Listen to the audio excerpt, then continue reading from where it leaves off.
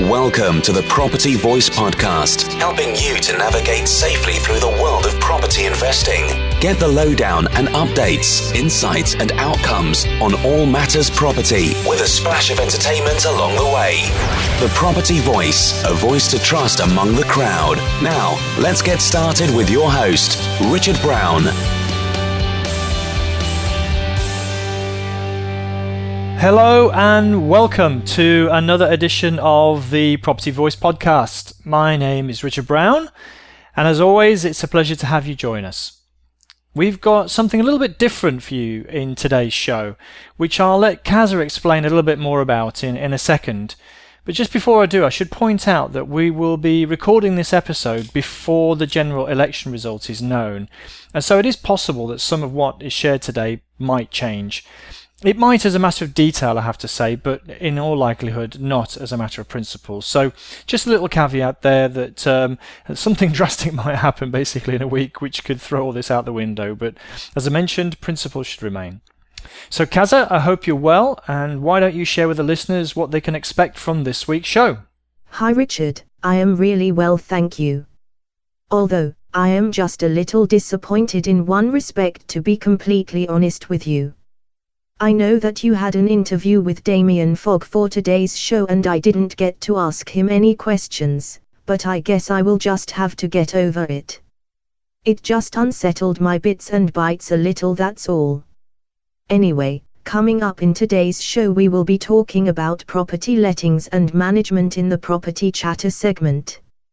I know you have some good tips and best practice to share yourself, Richard, but you also have that interview with Damien as part of that too, and no, I'm not jealous one little bit.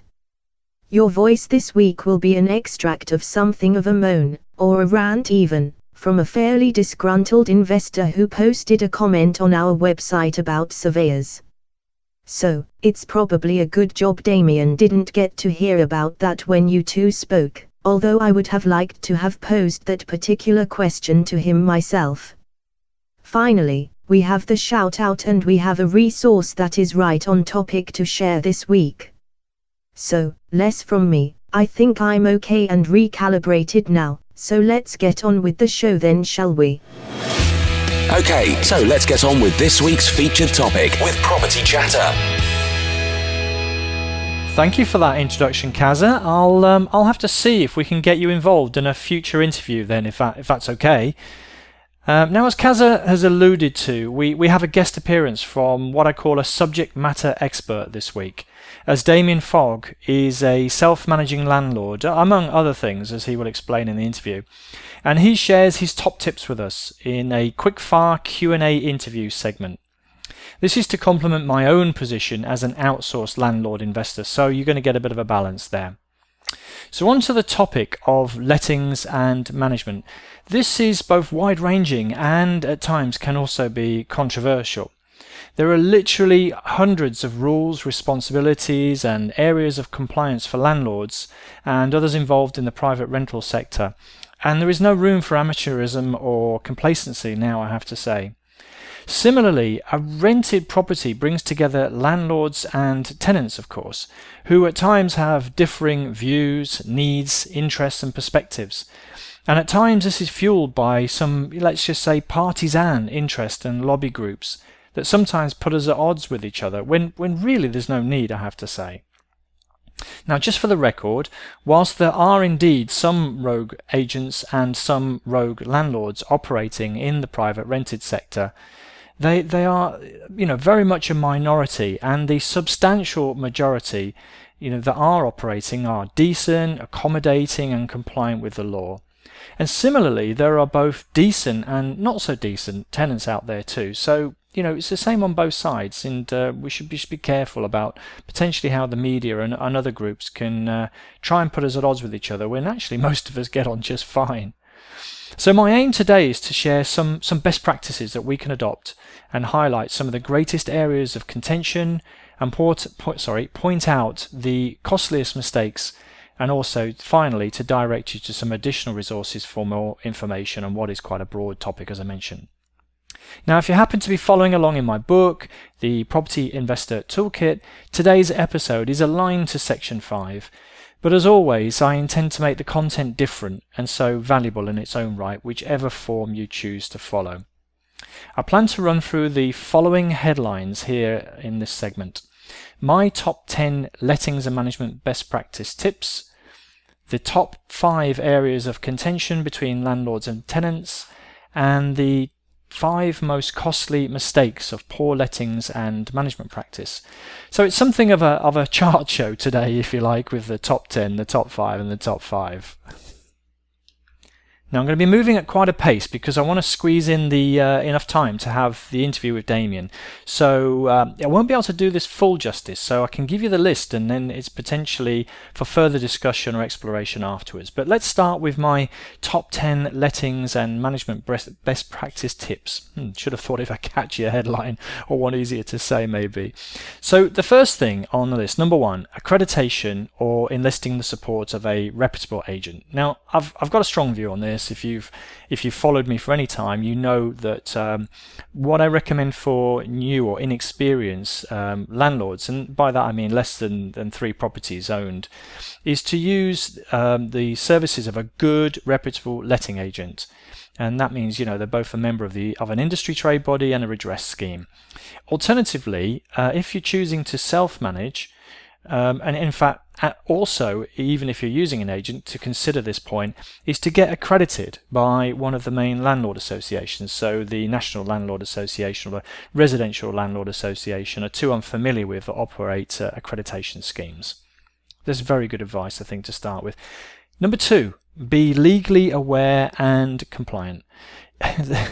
It sounds obvious, doesn't it? But according to some commentators, there are literally hundreds of different rules, regulations, and other matters for a landlord to comply with these days. And so we do need to become familiar with what our responsibilities are. And there's a distinction I want to make here between responsibility and accountability, and that's important to note. Now, we can retain responsibility ourselves, or indeed we can delegate this to other people by, say, giving authority for others to act on our behalf, such as letting agents say. If we give instructions to undertake maintenance or find a tenant and that sort of thing, we're delegating responsibility.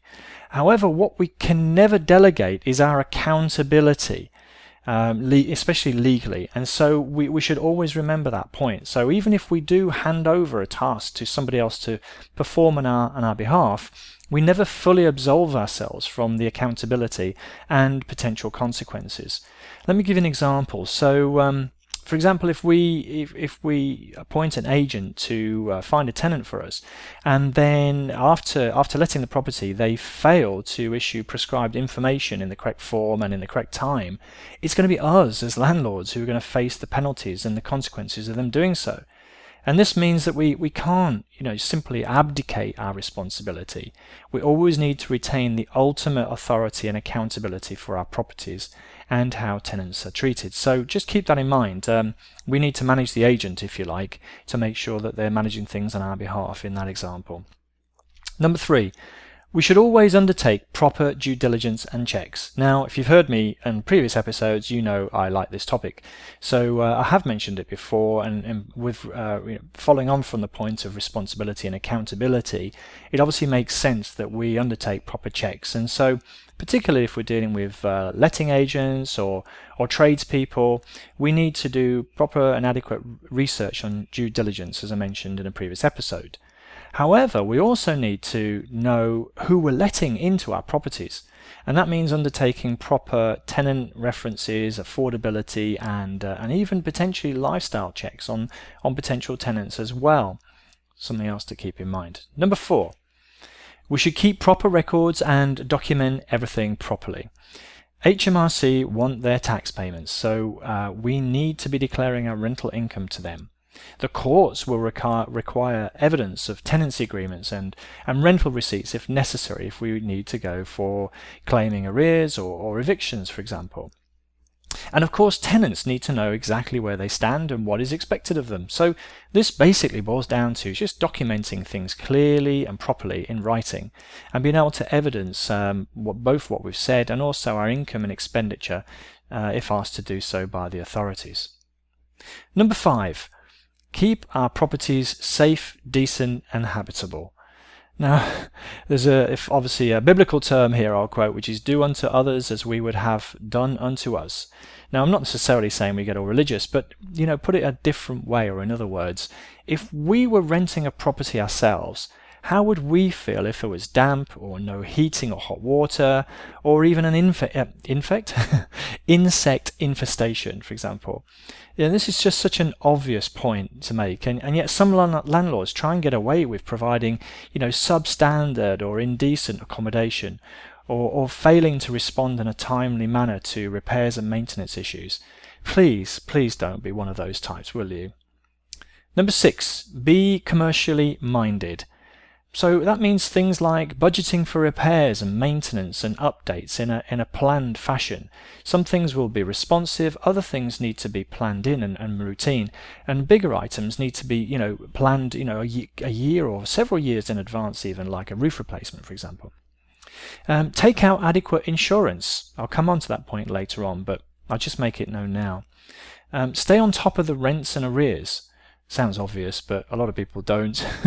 and keep voids to a minimum. Now, I've got the 8% versus the 95% rule here to share with you, and basically what that means is if you can re-let a property or let a property for 95% of the market rent, that's going to be a whole lot better than having a 1-month void. A 1-month void will actually cost 8% of the annual rent. So letting at 95% only in effect loses 5% versus a 1-month void at 8%. And of course a void is an unknown. It could actually extend beyond the 1 month and of course increase that 8% figure. So something very much to keep in mind there. Next up, it's get good at marketing. Now, letting and reletting is in fact a marketing exercise, so we need to understand our market, our target tenant, the pricing or the rents that are achievable in the area, the competition that we're faced with, and customer retention approaches, as with any marketing plan. Point 8, treat tenants as people and property as assets. Tenants deserve to be treated with dignity and respect, just as we would, and so always remember that. And our properties could last for decades and can in fact turn into our pensions, so it makes sense just to look after them really and treat them as assets. Point 9, communicate well. Simple, clear, polite, early and followed up, or in other words evidenced in writing, always works best here. Number 10, the last one, run the property or properties as a business. And this is a catch-all really. And if we adopt a professional and business-like approach, we should find that many of the former points fall into place quite easily. If we understand the basics of running a business and apply these to our property investments, therefore it's going to be a lot easier, and everything I've said above will just actually make perfect sense. So, running as a business. Okay, so we've had one chart, one chart completed, a top 10, and now we're going to go into a couple of shorter ones, starting with the top 5 areas of contention between landlords and tenants. And coming in at number 1, we've got rental arrears. And all I would say is there's a difference between can't pay and won't pay. Can't pay is where perhaps a little bit of understanding and empathy is required to manage with and work with a tenant to get things back on track. Won't pay is obviously different, and that's probably going to be best served by taking action quite quickly to either enforce payment or in fact lead to eviction, unfortunately. But there's a balance to be struck there, and of course it's all about communication and understanding what the real reason is. Number 2, return of deposits. Yep, this always results in disharmony potentially between tenants and landlords, and really it's actually based on having incorrect written expectations at the start. So the remedy is actually quite straightforward, quite simple, is to have everything clearly written out right from the beginning, and then there can be no confusion later on. Probably related, to be honest, at number 3 is damage in the property versus fair wear and tear.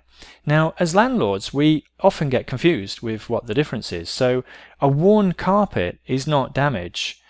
But having marks and things on the walls which go beyond natural scuffs, it probably is. So understanding what the difference is going to minimize the number of disputes, and is going to lessen the sort of the impact on our pockets as well in many cases. So it's our responsibility to understand the difference as well as the tenants. Number 4 is cleaning. Now, I've made a note to myself that particularly with regard to carpets and ovens, which always seem to be a bone of contention. So, that's all about expectations and standards, and again, having clearly written understanding right from the beginning. Now, if we let a property that's been professionally cleaned, I mean professionally, including the oven, right at the outset, and we say that the property needs to be returned back to us in the same condition, and define that means cleaning the carpets and cleaning the oven and having it professionally cleaned, then there can be no real dispute later on. There might be somebody might forget, a tenant might forget, but it minimizes disputes. Number 5 is pets. Now, it really all comes down to permission. Some people have found themselves with a pet that they've not sought permission to have. I've had that myself a couple of times now, with pets appearing in properties without permission, but also potentially leads on to some of the other consequences I've mentioned above, which is damage or cleaning issues. So there's the top 5, if you like, in terms of the bones of contention. Oh, bones of contention and pets. Just realised what I've said. Okay, we better move on. So yeah, moving on, we've got the top 5 costliest mistakes we can make with respect to lettings and management. There are other costly mistakes, but specifically lettings and management. And number 1, we've got inadequate insurance. And we need to have a specific landlord's insurance policy. It needs to cover all risks, make sure that the insured value of the property is correct. There's a public liability. It's really important to have that, the sufficient cover in that respect.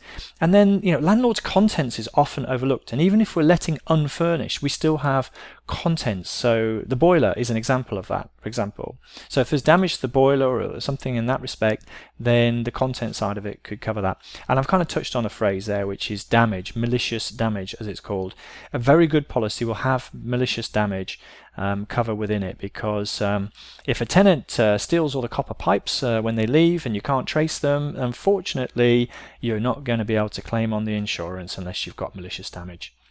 Number 2 is a poor maintenance program. I kind of alluded to it before, but essentially not maintaining a property just simply devalues the asset. And it's just going to pile up and make the problem worse over time. So it's best to have a program in place and take this point very seriously. Next up, number 3, inadequate reference checks and due diligence on agents. Now this, I kind of harped on about it a little bit in previous episodes, earlier on today as well, but it can lead to, if we don't take proper checks, it can lead to issues of fraud or corruption, or having a cannabis factory potentially in the property, and some wider issues as well. So proper checks at the start and inspections throughout always make a lot of sense. Number 4, voids and arrears.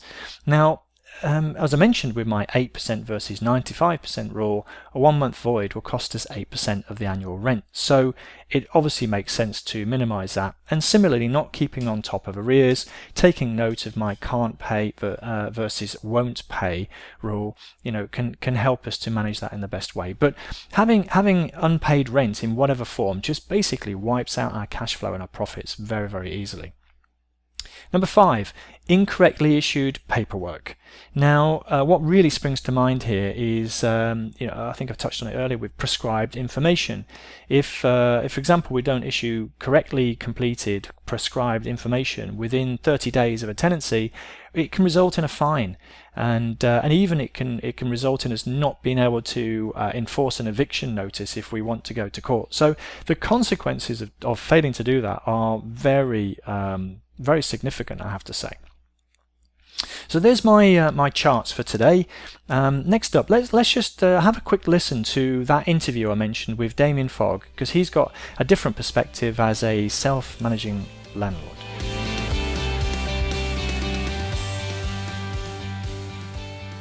Okay, so I'm very pleased to have Damien Fogg here with me today, and he's kindly agreed to be the first guest in what might catch on to be as a subject matter expert, who's kindly agreed to be my guinea pig with a quick fire Q&A spot.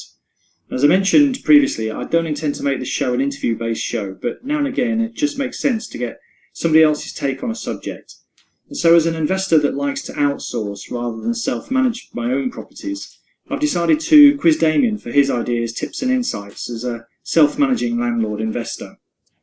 So as we're talking about lettings and management, Damien, thank you so much for joining me. Not a problem. Great. And are you ready for some quick-fire questions then? Remembering that we're only looking for, probably a rapid 1 or 2 sentences in reply. Is that okay with you? I'll do my best to be quick-fire, but I promise nothing. Let's see how we get on. Okay, fair enough. So first of all, Damien, tell us a little bit about what your experience is as a self-managing landlord and your wider experience in property generally. Give us a sense of scale and time if you don't mind. Okay, well, I'm a chartered building surveyor, landlord and developer, so I've been investing in property for probably over a decade now, and as part of that, managing properties for around 10 years. The number of properties probably varied along those lines, but I think at the peak it was around 800 properties at one point. I currently self-manage all of my own portfolio, but still use agents for the tenant find process. Wow. Okay, so it sounds like I've got the right guy to answer these questions then, so thanks for that. What would you say are your top 1 or 2 tips to a new or a fairly new landlord investor, specifically relating to lettings and/or management? I think the top tips for someone new to self-managing would probably be to go and get yourself educated on what your responsibilities are, what the law insists you do, etc. Even for a self-managing landlord, though, you can still outsource. So if you don't want to be involved in, say, the viewings or find a tenant, a bit like myself, you can go and get an agent to do that. If you don't want to do inspections, get someone else to. If you don't want to go through the eviction process yourself, you can just get a firm of solicitors to manage that part for you. So I've found personally it works out cheaper to pay for these one-off items as and when required, rather than paying an agent sort of a drip feed amount each month for potentially not doing any work the vast majority of the time. I'd say probably my most important tip, though, would be to communicate. I think it's an absolute must. I think if a tenant raises an issue of any kind, get back to them. Whether it's just a holding message to say, yeah, I'm going to get it sorted by this date, just let them know. I think anybody feeling ignored or like they're being forgotten about, it can just increase a problem that could have been very easily sorted, and it just escalates then and can potentially cause bigger issues down the line. But kind of a related tip to that one is it's very easy for emails and texts to get misread and misinterpreted. So I think if there is any potential contentious issues, maybe just do it over the phone, but always follow that up in writing just to cover yourself.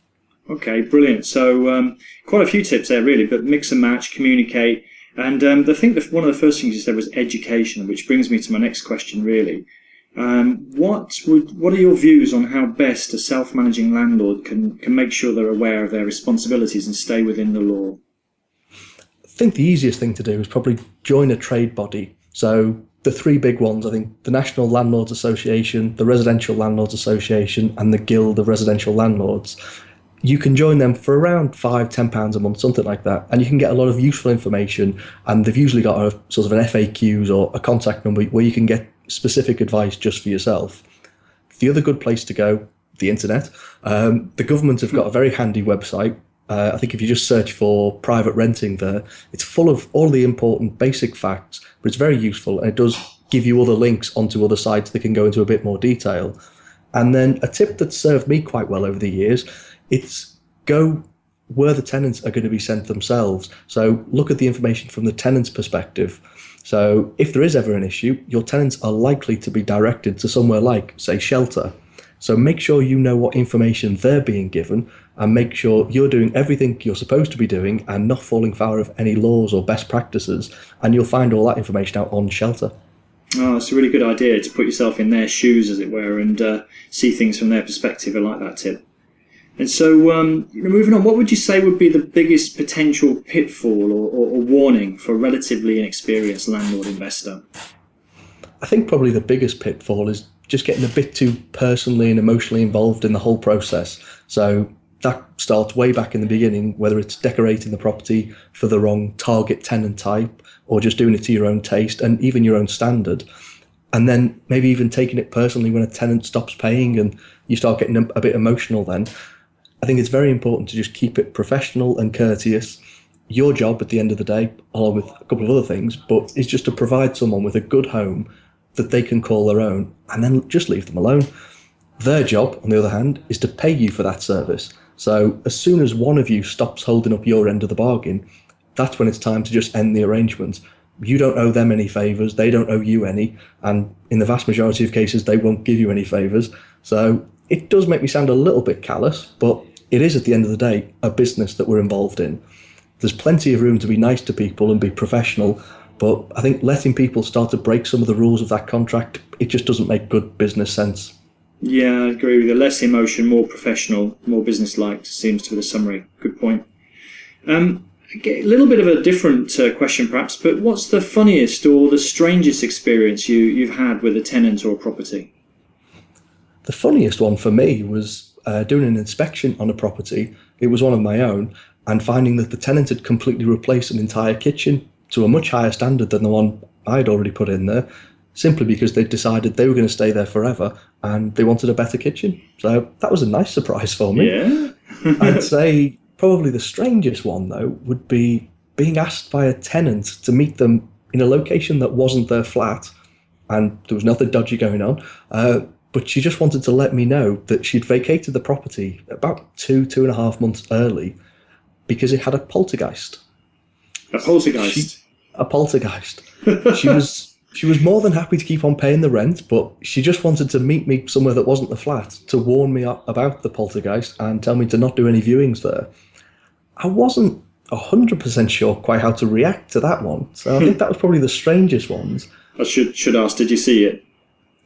I never went to the property in the end, but nobody else who did go this was when I was working in the agency, no one else ever saw anything or claimed to have seen anything. But it was very nice, I thought, of the tenant, thinking of me. She didn't want me to get... Yeah. Well, what the poltergeists do to people? Scare them, I think. Well, she didn't want me to get scared then, so I thought that was very nice of her. Yeah, very nice indeed. Well, that's the first for me, I have to say. Let's sort of get back to reality a little bit, and in terms of keeping on top of things, as it were, like your rent receipts and maintenance and compliance issues, that sort of thing. Do you have any systems that you use, or you'd recommend landlords should use or have in place?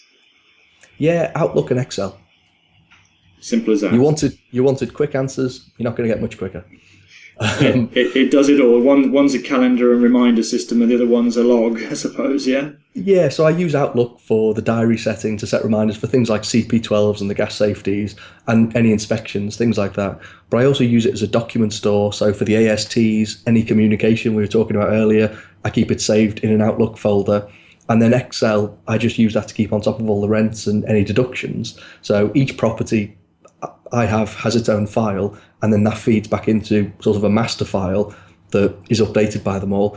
And it just means once a month or once every couple of weeks, you go onto the banking, make sure everything's been paid that should have been paid, and the whole thing is then just consolidated. And it's a nice, simple way of keeping on top of it. I'd probably say that combination is good to manage anywhere up to about 100, 200 properties. After that, you're probably going to see some benefit to paying for a completely bespoke system where it's all just in the one place. But yeah, I've never found it to be really, even with 800 properties under management, we probably could have done it with Excel and Outlook without too much of a hardship, to be honest. So keep it simple. Use the everyday systems that we're already familiar with. Exactly. Good. Everyone knows how to use them, so yeah, why reinvent the wheel? So last question, I've obviously put you in a bit of a spot, and I've just posed a few questions at you in a quick-fire way. Tell us a little bit more about how we can find out more about you or connect with you in some way and some of the things that you've got going on. Again, quick-fire answer. Okay, you're obsessed with quick-fire today. Yes. I've got my own podcast over at the Property Investor Podcast, so people can search on iTunes for that. It's basically my random musings as well as my co-host Anna Harper, and we get other investors on so people can get tips and lessons learned from experienced investors, hopefully avoiding some of the mistakes themselves. Or if you prefer reading, I've got my own blog over at buytoletstrategy.com, so people can reach out and get in touch through that if they want. Fantastic. I'll link to those items in the show notes so people can find you quite easily. But Damien, I guess, thanks so much. I know I put you on the spot, and we rattled through that. And I really do appreciate you being my guinea pig in this first of what might be a repeatable segment of the show, but really appreciate your insights there. Very valuable to me. Not a problem. Love what we're doing, Richard. Thanks a lot. Thanks a lot, Damien. All the best.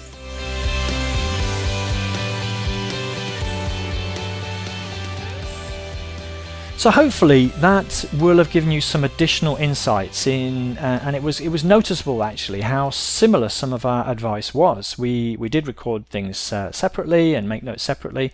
So despite having different approaches to managing our properties as an outsourced investor or a self-managing investor, we had some common approaches. And I guess it boils down to running our investments as businesses and accepting that we have responsibilities to adhere to. So Damien did mention off air, if you like, after the interview, that he does in fact always recommend that a brand new first-time landlord investor does use an agent the first time around, and he clarified that as being for the first property and the first tenancy. So I think that the reason for that is that it gives the landlord investor time to get accredited and to learn the ropes, as it were. So first time out, get an agent, but after that, I think you can probably gather where his preferences lie in terms of self-managing or otherwise. Now, personally, I've got a different take as I value my time, and also I want a more hands-off or passive approach to my own investing. So, for example, I was literally chasing crocodiles around the Amazon a couple of weeks ago, and I had literally no communications via internet or telephone whilst I was over in that region, and it just would have been, well, I think, impossible to have been a self-managing agent in those situations. Now, nothing did actually happen that required my attention, but what if it did? And there have been issues which have needed to be attended to quite quickly. And I'm absolutely sure that we can put fallbacks and backups and outsource part things and this sort of thing. But for me personally, it's not the way I want to manage my portfolio. But I'm not going to hold it against anybody who sees it differently. I know a lot of you do. It's always going to be a subject that divides opinion. And I don't really mind which route you take, actually. I think what is important is to take it seriously, whichever route is adopted, and to follow the best practices that I've mentioned in this episode, in fact. So that all said, it would be great to get your views on the subject of self-managing versus outsourced management. So let's hear them. Pop over to the website and drop some comments into the blog post for the show notes for today. But right now, let's move on with Kaza and Your Voice. Up next is Your Voice. It's all about you and your property world. We have another 5-star listener review to share now, Richard, this time from Long John, who says, "Another quality resource from Richard Brown. I love the format of the podcast and really look forward to every episode. This podcast is slightly different from all the other property-related podcasts, and it's all the better for it. Keep up the good work." Hey Long John, you have probably just made Richard's day with that name check, so I am sure he will be pleased to hear that. Please do keep those reviews coming in. We love to hear of your enjoyment of the show and get feedback. I also wanted to share with you a sad tale from one of our blog readers, Keith Parsons. To say he was unhappy with the experience he had with several surveyors is possibly an understatement. However, at least he contained his rage sufficiently to get through the moderator. In a nutshell, he sold his property for £725,000, only to have a lender survey a valuation of £625,000, therefore collapsing the sale. He then sold for £670,000, and again the valuation came in at £550,000 this time. It wouldn't be so bad had 2 local agents and even the BBC's Escape to the Country programme not valued it between £725,000 and £750,000 between them. Keith is under offer again at £655,000, so let's see how the valuation comes out this time. It is worth taking a look at Keith's comment, and so we will link to the post in the show notes. But Keith, if it's any consolation, we feel for you. Good luck in persuading the surveyor this time around. Do keep us posted.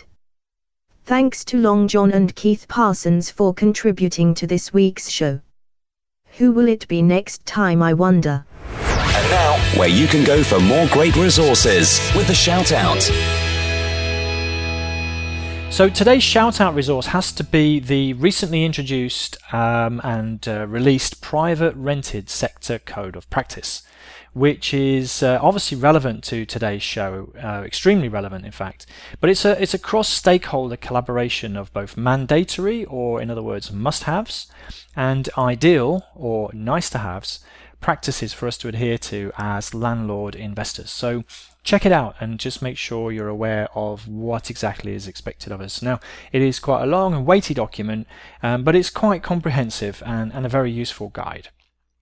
So we've had a bit of an action-packed week this week. We've obviously had my three charts, and we've had the interview with Damien as well. So I wanted to have that subject matter expert quickfire Q&A segment, and hopefully you like that because it's something I'm looking to maybe replicate. So without necessarily going to have full-on lengthy interviews, I think now and again just to have a supplementary insight from what I refer to as a subject matter expert could be an added value feature to the show. Hopefully you like that. So I'd be really keen to hear your property stories actually. I have to say, having heard Damien talk about his poltergeist, I'd never heard anything like that before. I'm sure many of us have got stories to tell. We heard about Keith and his bad surveyor's experience, and I've had, not necessarily the same as Keith, but I've had difficulty in this respect. And probably the slightly bizarre story I can share with you is that I did have a tenant who, when my agent went round to inspect, noticed that there was only half a sink left in the bathroom. So I don't know where the other half went. I don't know how it happened, but yeah, that's the sort of thing that we can find. And apparently they've been living with it for quite a while, so maybe they're only washing half their face or something like that. So do get involved, share your stories. We'd really love to hear them. Now, as usual, the show notes will be on the website with all the links and the references that we've been mentioning throughout today's show. So head over to there and check those out, and just drop a comment in there perhaps. Now, thanks very much for listening, and also for getting behind the show. We appreciate that really much, very much. But for now, and until next time on the Property Voice podcast, ciao ciao. Ciao ciao.